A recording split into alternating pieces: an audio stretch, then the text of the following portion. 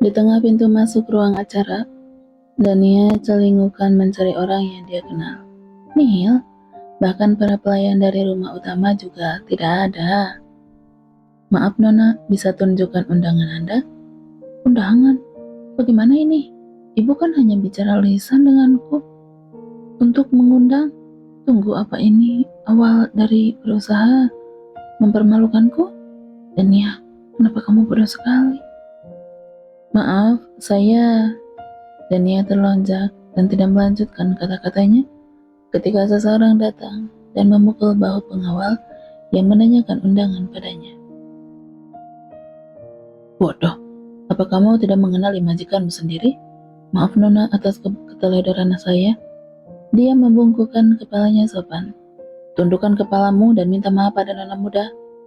Pengawal yang tadi gelagapan bingung. Maafkan saya Nona, saya tidak mengenali Anda. Sudahlah, tidak apa-apa, jangan memarahinya. Dia kan hanya melaksanakan pekerjaannya. Sekarang, Nona silakan ikuti saya. Dia mempersilahkan dengan tangannya, lalu berjalan pelan di depan Dania. Aku sepertinya pernah bertemu dengannya. Ya, mungkin kami beberapa kali berpapasan di rumah. Saya tidak apa-apa, Pak. Tapi tolong jangan hukum pengawal yang tadi ya. Dia kan hanya menjalankan tugas saja. Terima kasih sudah mengantar. Terima kasih atas kebaikan Anda, Nona. Laki-laki bicara tanpa melihat ke arah aku. Mereka ini kenapa sih? Silahkan nikmati pestanya. Baik, terima kasih.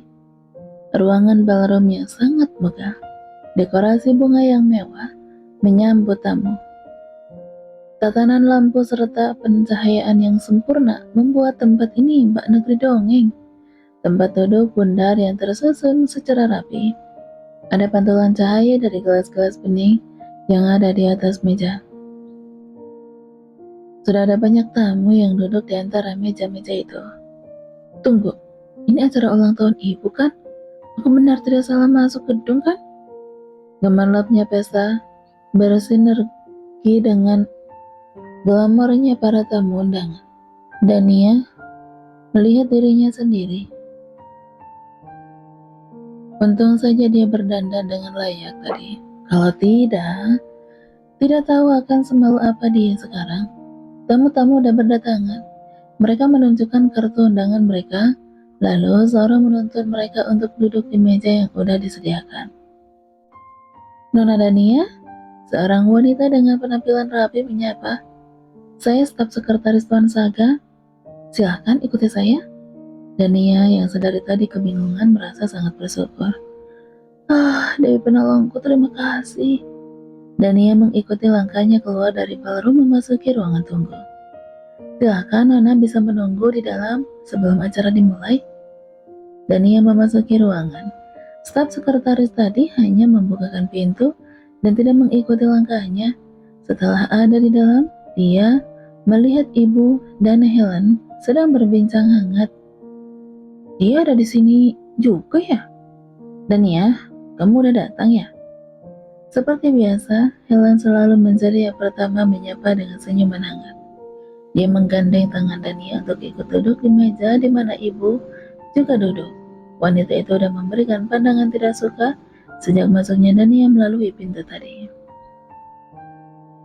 Selamat malam Bu, selamat ulang tahun.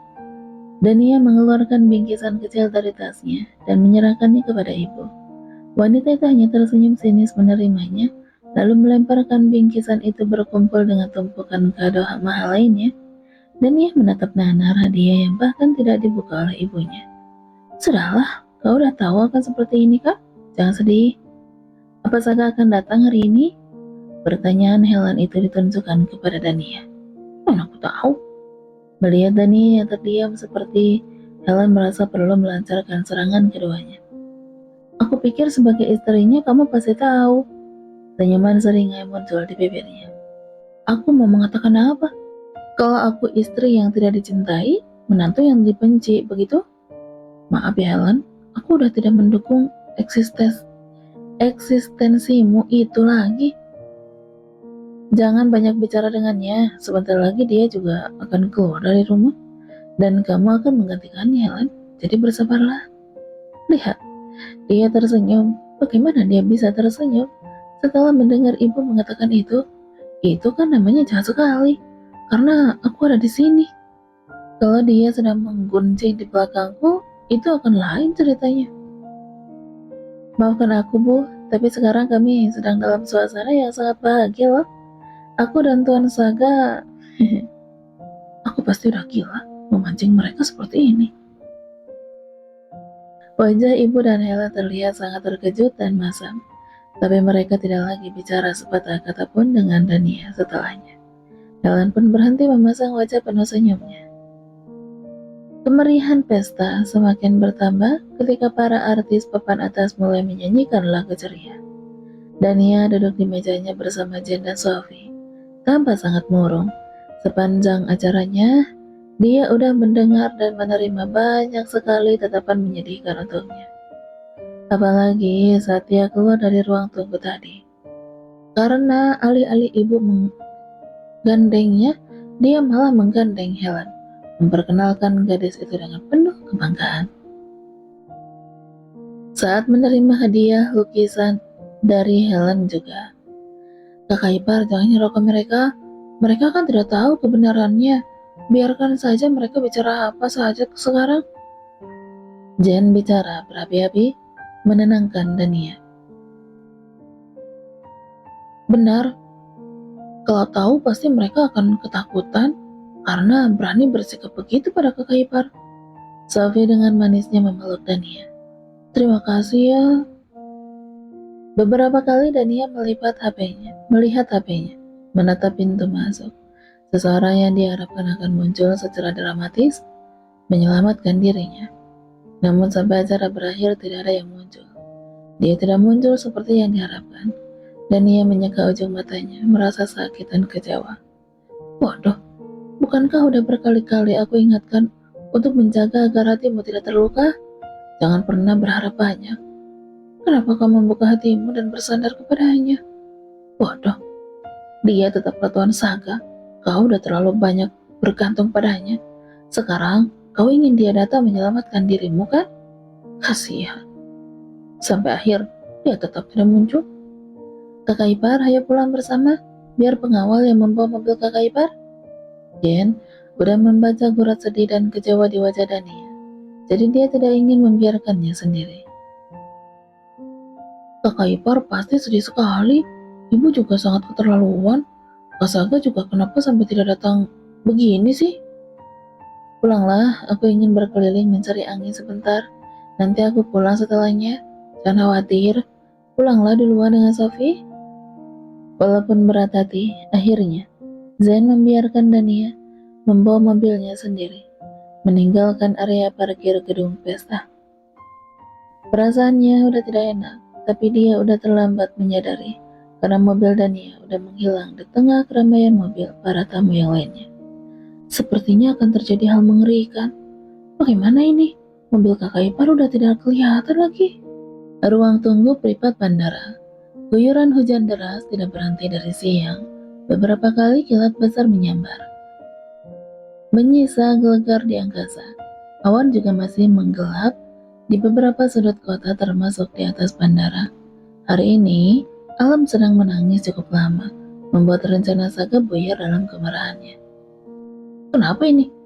Saga mencengkeram jas sekretaris Han kesal. Aku harus kembali sekarang. Melepaskan dan mendorong tubuh Han. Lalu dia menghempaskan tubuh ke atas sofa dengan sangat kesal. Maafkan saya Tuan Muda, cuaca sedang buruk sekali. Landasan pacu terendam air cukup parah. Kita tidak bisa lepas landas. Itu akan membahayakan keselamatan Anda, dan saya tidak akan mengambil resiko jika menyangkut keselamatan Anda. Han bicara sama tenangnya seperti biasanya. Akhir-akhir ini perbuatan paling gila yang dilakukan tuannya udah bisa dia tanggapi dengan baik, dengan hanya helaan napas ringan. Dia laki-laki yang sangat dimabuk cinta. Biarkan dia melakukan apapun yang dia suka.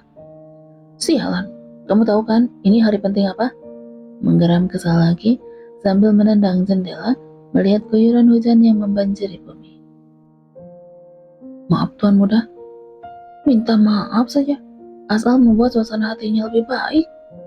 Cuaca yang memburuk membuat semua jadwal penerbangan ditunda keberangkatannya. Pesawat komersial berbadan besar saja dilarang, apalagi pesawat jet pribadi. Bandara sedang dipenuhi penumpang yang kesal karena penerbangan mereka tertunda.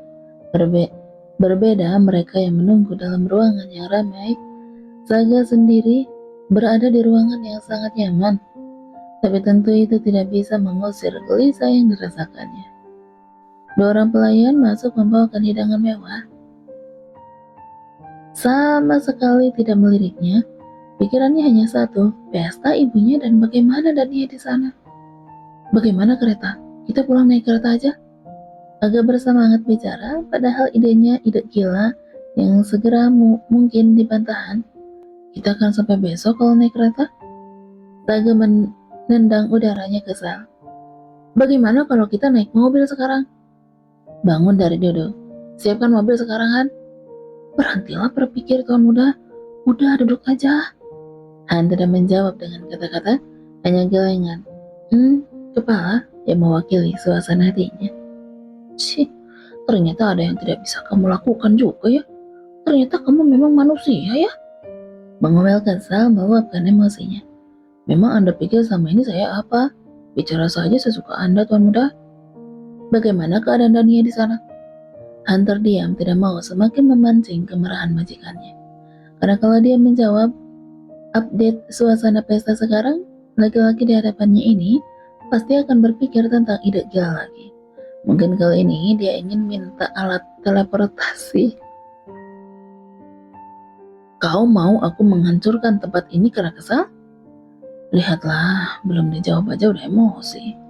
Saat ini Nona Jenika dan Nona Sofia sudah bersama Nona Dania, tuan muda. Kita tunggu. Sial.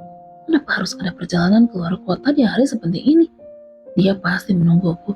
Seharusnya aku muncul di hadapannya dengan keren, menciumnya, dan menunjukkan kepada semua orang siapa statusnya. Memikirkannya saja udah membuatku sangat kesal. Saga udah tidak tahan. Dia menjatuhkan tumpukan buku di atas meja di sampingnya dengan marah. Maafkan saya, tuan muda. Silahkan melakukan apapun yang membuat Anda bisa tenang. Hari ini, Saga dan Han harus melakukan perjalanan keluar kota untuk menghadiri peresmian salah satu pabrik tekstil di kota sebelah. Sebenarnya kalau cuaca sedang normal tidak sampai setengah jam, dengan menggunakan pesawat pribadi, dia udah bisa bolak-balik. Semuanya udah selesai jadwal. Dia bisa datang menghadiri ulang tahun ibunya. Sebenarnya ulang tahun ibunya tidak terlalu penting, tapi pada momen itulah dia ingin mengenalkan Dania pada masyarakat. Status Dania sebagai wanita yang dia cintai, bukan hanya statusnya sebagai istri presiden antar negara. Han menendang kaki Han di depannya yang sedang melihat hujan di luar jendela. Ya tuan muda, menoleh sigap. Sampai kapan kau akan membereskan masalah Elek? Bukankah seharusnya ini sudah diambang batas kesabaranmu? Dia tahu kan aku memang udah sangat kesal pada mantannya yang menyusahkan itu. Karena Nyonya masih mendukungnya, saya pikir akan membereskannya setelah pesta ulang tahun. Tidak, saya akan membiarkan dia sekali lagi tampil di publik bersama Anda pada saat peresmian Danau Hijau. Tapi Han akan menyimpan rencana itu sampai waktunya tiba. Bagaimana kalau Dania menangis di sana? Berhenti membahas Ele dan kembali panik mengingat istrinya di pesta ibunya. Saga bangun mondar-mandir dan menendang sofa. Nona muda, tidak akan secengeng itu tuan. Han menjawab, kau benar-benar tidak tahu apa-apa tentang Dania ya? Mencibir. Di awal pernikahan dia sering menangis diam-diam di lemari pakaian tahu. Memang hanya aku yang tahu pasti tentang istriku. Kenapa Anda membanggakan itu? Itu kan karena Anda dulu sering menyiksa Nona Dania dengan kata-kata Anda. Apa saya boleh bilang kalau Anda tidak tahu malu membanggakan hal begituan? Menurutmu, kapan momen yang pas aku menyatakan perasaan kepadanya?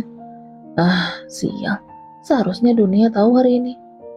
Seharusnya Dania tahu hari ini. Tapi aku malah terkurung di tempat ini. Perasaan apa? Menjawab datar. Perasaan apa? Ya perasaan cinta lah. Saga melemparkan bantal ke wajahan, membuat sekretarisnya tergelak. Jangan pura-pura bodoh kalau kau tidak menyadari aku menyukainya. Iya, maafkan saya Tuan Muda. Bagaimana saya tidak menyadari kalau Anda jadi sebodoh ini karena jatuh cinta? Apa Anda mau saya menyiapkan kejutan yang romantis setelah peresmian Danau Hijau? Pesta kecil untuk kalian berdua? Mengambil bantal yang tergeletak di lantai dan menempatkannya di tempat semula. Sepertinya bagus juga, tapi yang pertama, bawa aku keluar dari kota ini dulu. Berteriak kesal. Sadar kembali sekarang berada di situasi seperti apa. Mana HP-ku? Han menyerahkan HP dari saku jasnya. Disambar Saga dan dia langsung menghubungi Jenika. Kak Saga, kakak di mana? Kakak datang kan? Suara panik di sana. Apa yang dilakukan kakak iparmu? Apa dia menangis sekarang? Suara Saga terdengar sangat khawatir. Apa? Menangis? Tidak, tapi dia benar-benar menunggumu. Kak Saga ada di mana? Sial, tetap ada di sampingnya sampai acara selesai. Tidak menjawab pertanyaan Jenika sama sekali. Kak Saga akan datang kan? Panik meminta kepastian. Lebih panik lagi ketika Saga memutuskan sambungan tanpa penjelasan berarti apapun. Sudah akan membanting HP di tangannya karena kesal, tapi karena benda kecil berbentuk bintang dia malah mencium benda itu. Lihat kan, kelakuan gila Anda. Han mendekat ke arah jendela, mengetikkan beberapa pesan di HP-nya, memastikan semua berjalan dengan semestinya. Tuan Muda, sebaiknya Anda makan malam dulu. Han mendekat ke arah meja makan. Makan? Kamu pikir aku bisa makan sekarang? Hah? Marah. Demi Nona dan Nia, Anda harus makan kan? Nona juga pasti sedang makan malam sekarang. Anggap aja kalian sedang makan bersama di belahan dunia yang berbeda. Maaf Nona, saya memakai nama Anda seenaknya. Jangan bicara sembarangan. Tapi dia bangun dan mendekati meja makan, menunjuk beberapa hidangan yang mengundang selera. Lalu duduk dan menikmati makan malamnya. Konsep makan malam bersama di belahan dunia yang berbeda membuatnya tersenyum, mengulangi kata itu di hatinya. Hujan berhenti pada akhirnya di malam hari. Petugas bandara membersihkan sisa genangan air agar landasan pacu bisa segera digunakan. Saga udah berada di dalam pesawatnya menunggu untuk lepas landas. Pesta sudah berakhir. Dia memejamkan mata sepanjang perjalanan, mengusir rasa kesal yang teramat sangat. Hari ini rencana memperkenalkan Dania pada masyarakat gagal, dan bisa jadi hari ini dia telah membuat istrinya kecewa karena dia tidak muncul. Harusnya malam ini jadi hari paling romantis. Sial.